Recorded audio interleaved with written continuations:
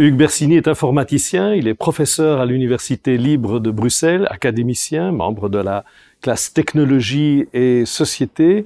C'est un spécialiste d'intelligence artificielle et il se décrit lui-même comme un informaticien obtus. En tout cas, c'était le sous-titre du petit livre qu'il a publié à l'Académie royale de Belgique et qui a pour titre « Big Brother is driving you ». Brève réflexion d'un informaticien obtus sur la société à venir. Alors, la société à venir, c'est aussi la crise du coronavirus et en quoi l'intelligence artificielle peut-elle nous aider à lutter contre ce coronavirus ?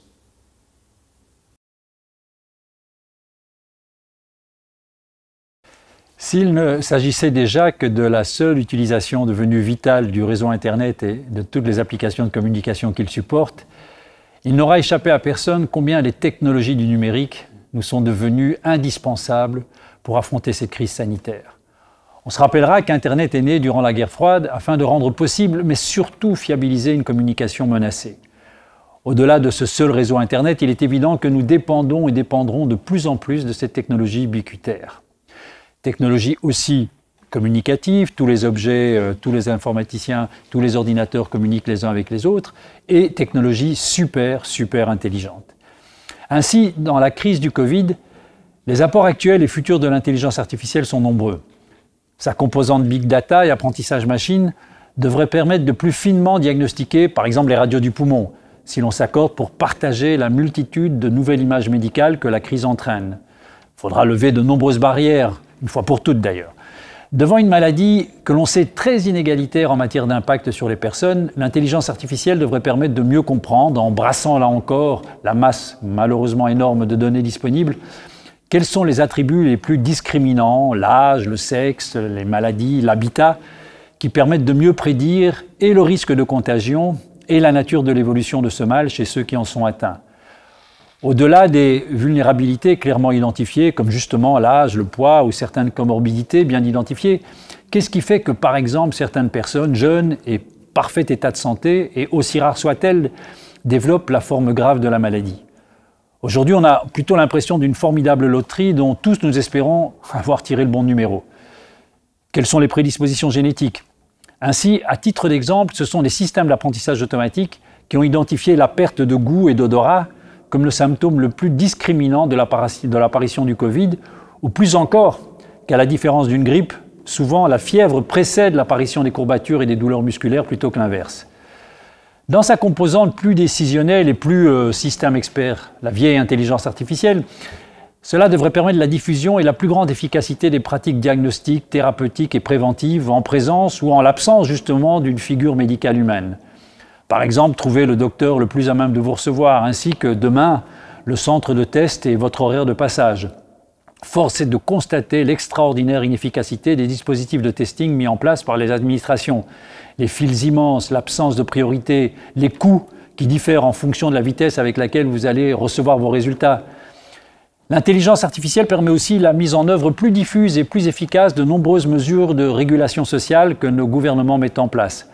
Ainsi, votre smartphone peut vous alerter sur votre santé et vous aider à en prendre soin. Il peut vous signaler toute personne s'approchant à moins d'1 mètre, éventuellement, le risque de sa contagiosité. Il peut aussi informer les forces de police de votre position et éloignement par rapport au domicile, vos éventuels regroupements, sur l'instant, dans le passé, même dans le futur. Au-delà des mécanismes déjà bien connus de régulation sociale par les normes, par les lois ou par les prix des choses, par exemple, je ne prends pas l'avion car je suis Greta, car cela m'est interdit, ou peut-être car c'est devenu hors de prix. Il en est un de plus en plus présent et souvent de façon insidieuse, les algorithmes. Cette fois, je ne prends plus l'avion car aucun site web de compagnie aérienne ne m'autorise la moindre réservation. Cette gouvernance algorithmique est d'une efficacité redoutable et déjà, nos démocraties en font un usage important. Circulation routière et mobilité, accès dans les universités et à l'emploi, prélèvement fiscal.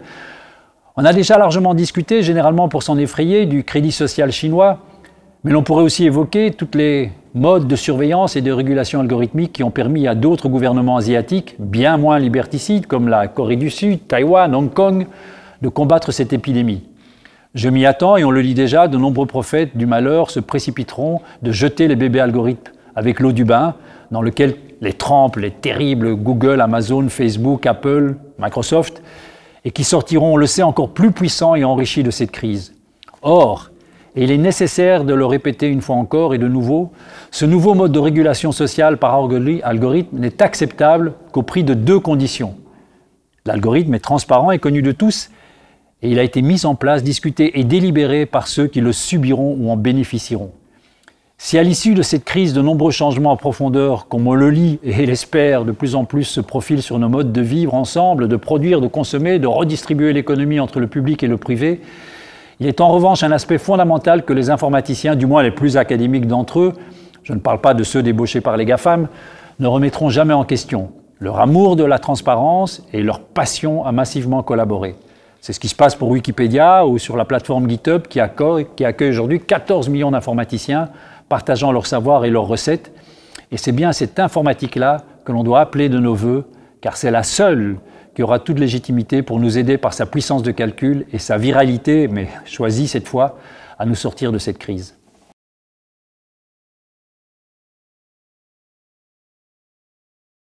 Alors que nous entamions notre vie en mode cloîtré, la presse se faisait largement l'écho des aides digitales dont les fameuses applications Bluetooth de repérage de contacts rapprochés promptent à nous assister dans la gestion collective de cette crise sanitaire. De nombreux boucliers se levèrent de tous côtés, vie privée, surveillance algorithmique, droits humains, boucliers qui m'obligent avec d'autres à réaffirmer haut et fort les conditions essentielles de cette efficacité algorithmique et de son adoption. Une communication claire, une transparence totale, ainsi qu'une délibération et adhésion citoyenne. Prenons quelques reculs et remettons cette application Bluetooth dans le contexte plus général de la gouvernance algorithmique. Elle en est en effet un formidable cas d'étude et elle titillera la créativité des professeurs de philosophie parmi les nombreux sujets à venir entre faut-il privilégier les vieux ou les jeunes, la santé ou l'économie, l'autoritarisme ou la confiance citoyenne. Le thème de cette dissertation pourrait être « Lorsqu'un dispositif algorithmique de régulation et de coercition sociale peut se substituer et faire l'économie de sa version manuelle, dans quel cas faut-il le privilégier ?»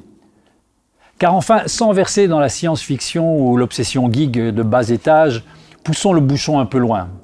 Deux versions extrêmes des dispositifs de traçage et dépistage étaient tout à fait envisageables. La première ne réclame aucune intervention humaine. Imaginons-la. Votre smartphone soupçonne votre positivité, température, perte du sens ou de l'odorat, intègre en son sein une possibilité de test sérologique, par exemple une aiguille et une analyse sanguine, et en cas d'infection, informe les smartphones les plus récemment côtoyés, incitant leurs propriétaires à vous imiter en parcourant et ainsi à vitesse grand V l'essentiel des chaînes de contamination. Tout aussi concevable s'avère une mise en quatorzaine assurée sous l'œil vigilant d'un dispositif de surveillance algorithmisé, un drone ou une observation de vos déplacements, et que toutes les personnes que vous avez rencontrées soient prévenues de votre approche, toujours par smartphone interposé. La deuxième version, à l'autre extrême, ne réclame, elle, la présence d'aucun écran, d'aucun ordinateur. En cas de doute, vous avisez votre généraliste qui vous envoie dans un centre de test.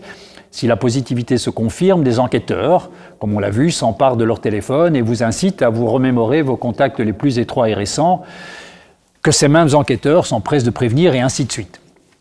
Tous les pays actuellement adoptent une version plus ou moins intermédiaire entre ces deux extrémités, conduisant parfois, comme en Belgique, à un véritable cafouillage conceptuel et technologique, harcèlement au téléphone des malheureux infectés, refus d'obtempérer entraînant une petite visite de la police, base de données centralisée sans aucune anonymisation, à ciel ouvert donc, dépistage accordé sans grande logique, Corona Alert arrivant bien trop tard, le tout décourageant de plus en plus de personnes à se prêter au jeu et à se confier aux enquêteurs. Et aujourd'hui, à l'heure où je vous parle, les systèmes de traçage humain sont totalement débordés et ont perdu le contrôle de l'épidémie. Profitons-en pour partir à la rencontre de nos collègues philosophes et juristes, plutôt réticents en général, afin d'évaluer et de juger en leur compagnie les bénéfices du dispositif numérique. D'abord, il y a l'efficacité et la proportionnalité par eux réclamées. Malgré la présence de nombreux faux positifs dans les contacts, de nombreuses expérimentations sont en cours, toujours pour les minimiser, dont la nuisance première, mais assez légère somme toute, serait l'abus des tests de dépistage, l'intention essentielle est de repérer au plus pressé les contaminés et les contaminateurs. Or, et ce serait sa vertu première, l'application smartphone se doit d'être plus efficace en nombre et en temps que toute alternative manuelle. Malgré toutes les oppositions que l'on connaît à la gouvernance par les nombres, il semble maintenant acquis qu'en période de crise, c'est à ces mêmes nombres que l'on abandonne les rênes du pouvoir. À défaut d'un dispositif de traçage, dépistage efficace, le confinement découlait pour l'essentiel du fameux paramètre de croissance exponentielle de contamination, le trop bien nommé R0. C'est ce minuscule nombre, maintenu idéalement inférieur à 1, ainsi que le nombre de lits disponibles dans les unités de soins intensifs qui ont dicté l'agenda politique et présidé à la claustration du monde.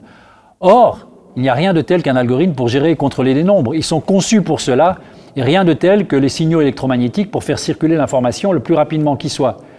Et allons même un peu plus loin encore. L'existence d'un tel dispositif, à la place du confinement violent et sans discernement que nous nous sommes vus imposer, aurait pu à la fois diminuer le nombre de victimes et laisser agir les acteurs des circuits de consommation-production, nous préservant sans doute de la dépression économique qui se profile à l'horizon. Ce qui, dans une large partie, va caractériser le monde à venir, ce sont tous ces nombres redoutables à faire chuter, sur lesquels de plus en plus de terriens s'accordent, les émissions de CO2, la hausse et l'acidité des océans, la fréquence des tempêtes, la perte de la biodiversité, les inégalités économiques, autant de nouveaux algorithmes à développer, autant de fils à retordre pour les programmeurs de demain.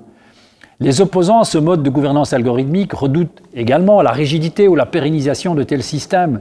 Or, ici encore, la défense est déconcertante de banalité. Pour la rigidité, on reparamétrise l'algorithme et on télécharge la nouvelle version. Quant au risque de pérennisation, il suffit d'effacer l'application de son smartphone. Allez donc faire pareil avec un texte de loi. Finalement, les juristes, conscients du besoin de contrôler chacun pour mieux se comporter ensemble, préfèrent que ce contrôle se discute, s'évalue et surtout s'exerce par des humains. Autant je les rejoins sur les 2 premières étapes de cette mise en œuvre, autant ce que les dispositifs de traçage manuel actuellement mis en place dans de nombreux pays semblent nous révéler, c'est la défiance des citoyens qui s'installe de plus en plus lorsque ce sont en effet des agents humains qui les exercent. Le taux de participation et l'information sur les contacts sont très en deçà des espérances et les traceurs humains devenus pratiquement inefficaces. La complexification des sociétés et ô combien cette crise sanitaire se révèle complexe à gérer, les incertitudes et les changements de route incessants, pour ne pas dire l'incapacité dans laquelle elles plongent nos gouvernements, provoquent une défiance telle chez les citoyens, d'où une poussée d'ailleurs des mesures répressives, que des dispositifs digitaux, desquels pourrait s'estomper toute figure humaine, par ces usagers bien compris et parfaitement assimilés, pourraient finir par réussir beaucoup mieux la raison première de leur existence, pacifier et harmoniser, quitte à le forcer un peu, notre vivre ensemble.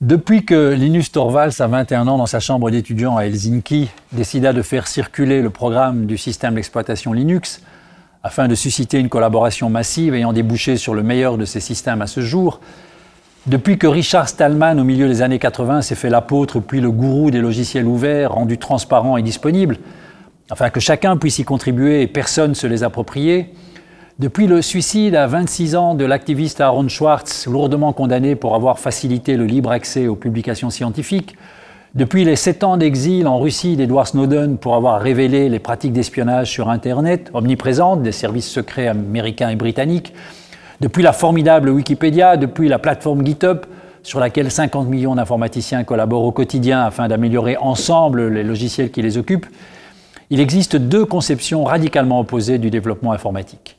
Ouverte, transparente et collaborative d'un côté, fermée, secrète et concurrentielle de l'autre. Force est de constater que les 2 acteurs informatiques les plus importants dans la gestion de la crise sanitaire en Belgique, Cienzano, pour le suivi de la propagation épidémique au plan numérique et statistique, et l'ASMALS, pour le développement de logiciels facilitant l'accès aux services de santé, se sont rangés du mauvais côté. Ainsi, pour le premier, de plus en plus conscient du rôle stratégique qu'il jouerait dans la prise en charge digitale du suivi de cette crise, et imprégné de cet esprit de collaboration, un groupe important de chercheurs informaticiens s'est, dès mars de cette année, rendu disponible pour les assister dans cette gestion. Par exemple, proposer des services en analyse de données, réalisation de modélisation prédictive par les algorithmes d'intelligence artificielle. Mais pour cela, fallait-il encore autoriser l'accès aux données et prévoir un espace collaboratif de présentation et confrontation des modèles utilisés. Toutes les universités du pays n'ont pas manqué de constater la difficulté pour cet organisme d'entrouvrir ses portes à ses chercheurs. Les accords de confidentialité assignés sont formidablement restrictifs et aux antipodes des traditions de développement informatique les plus modernes. Ils n'incitent en rien à la collaboration dans un esprit de réciprocité et de respect. En France, par exemple, l'INRIA, regroupement universitaire, est à la manœuvre et l'implication de l'École polytechnique fédérale de Lausanne est totale en Suisse. On pourrait aussi parler d'Italie, de l'Allemagne, de l'Espagne, de la Grande-Bretagne. Résultat, un exemple parmi d'autres, comparer les sites web du suivi dynamique de la pandémie de l'université Johns Hopkins et regardez celle de Sciensano, c'est assez édifiant. Au-delà de l'analyse des données, plusieurs membres de l'Académie royale du pays ont très vite anticipé, dès mars, les difficultés que rencontrerait Sciensano, le SPF Santé publique et la SMALS dans la mise en place de toute la stratégie digitale du déconfinement. Pourquoi ? Parce qu'il semblait évident que ce déconfinement ne pourrait faire l'économie d'un sacré coup de main digital pour repérer les contacts à risque, faciliter et organiser les tests PCR, faire circuler efficacement l'information, détecter les foyers, réaliser des calculs statistiques et des analyses prédictives, suivre sur la carte la montée des infections. Nous avons discuté très vite, tous les pays du monde s'interrogeaient alors sur l'application Bluetooth et ce dispositif complet, de la possibilité théorique d'une mise en place possible de l'entièreté de ce dispositif, de la première visite chez son généraliste jusqu'à la mise en quarantaine si nécessaire, sans trop d'enquêteurs intrusifs et sans trop de coups de téléphone effrayants. Un dispositif accepté par Monsieur Tout-le-Monde car présenté de manière claire et convaincante. Aujourd'hui, et alors que ce dispositif existe dans de nombreux pays, que l'application de traçage est disponible depuis mars à Singapour et est arrivée bien trop tard chez nous, mes collègues et moi maintenons clairement l'impression que tout le dispositif digital de traçage, dépistage, recommandations aux infectés et à leurs contacts actuellement mis en place manque clairement de cohérence et d'efficacité, pour ne pas parler de l'opacité sur son élaboration et l'absence de communication claire et rassurante vers le grand public. Or, en matière de génie logiciel, et depuis de nombreuses années, il existe une pratique clairement éprouvée de développement que les entreprises connaissent bien. On appelle ça la pratique Scrum ou la pratique Agile, par l'utilisation notamment des diagrammes fonctionnels, use case, diagrammes de séquence, d'activité, et par la partie prenante des premiers concernés. Ces diagrammes permettent une présentation plus compréhensible et clairement exposée des raisons et des étapes clés de ce développement. Ils permettent également et surtout à des non-informaticiens de comprendre les raisons d'être de ce développement, les parties prenantes et la manière dont ce logiciel sera exploité. Pour les informaticiens, en les complexifiant graduellement, on peut trouver dans ces mêmes diagrammes tous les détails sur les stratégies, les librairies et les technologies logicielles utilisées. Si l'efficacité d'un tel système, ainsi que les analyses statistiques qu'il peut rendre possible, nécessitaient la création de bases de données centralisées, bases de données extrêmement riches d'informations et qui peuvent être détournées de leur mission première à des fins d'enrichissement d'acteurs commerciaux non souhaités et actant au rebours du bien commun, les informaticiens compétents savent comment sécuriser les accès à ces bases de données et, si besoin, les anonymiser. Vu l'extraordinaire source d'informations que ces données recèlent, leur potentielle vulnérabilité et l'utilisation aussi bénéfique que maléfique qu'il est possible d'en faire, certains principes fondamentaux, mais qui sont devenus assez répandus dans les communautés d'informaticiens ces dernières années, auraient mérité d'être respectés. Primo, la transparence totale de ces développements logiciels dans la tradition de l'open source, GitHub et autres, en sachant que transparence et confidentialité sont parfaitement compatibles, comme lorsqu'on publie un mode de chiffrement extrêmement efficace ou que l'on publie tout le code source de la blockchain très respectueuse de la vie privée, au point d'en faire d'ailleurs un des modes de transaction préférés du banditisme.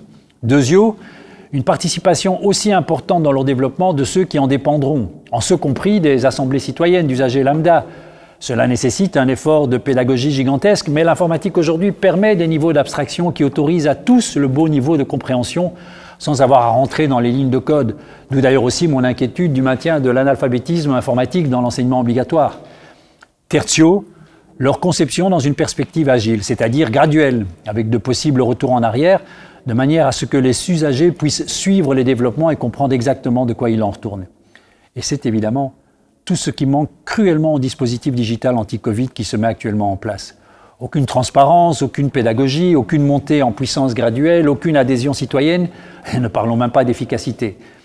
La communication en matière de traçage manuel est très discutable, le flou artistique est maintenu sur la part digitale et la part manuelle, les généralistes ont frisé la crise de nerfs, le dépistage est encore balbutiant et sa pratique très discutable, d'ailleurs tentez de vous faire dépister en tant qu'asymptomatique et vous réaliserez le parcours du combattant. Il est pourtant toujours possible de bifurquer, prendre conscience que l'informatique d'aujourd'hui n'est plus celle d'hier, qu'elle s'est ouverte aux praticiens et aux usagers, qu'elle se veut bien sûr efficace, mais aussi transparente et collaborative. La coloration en rouge écarlate de la Belgique et la saturation des hôpitaux devraient accélérer cette ouverture d'esprit, ouverture de portes et de logiciels, et qu'enfin l'informatique moderne perce à travers les murs de ces deux organismes.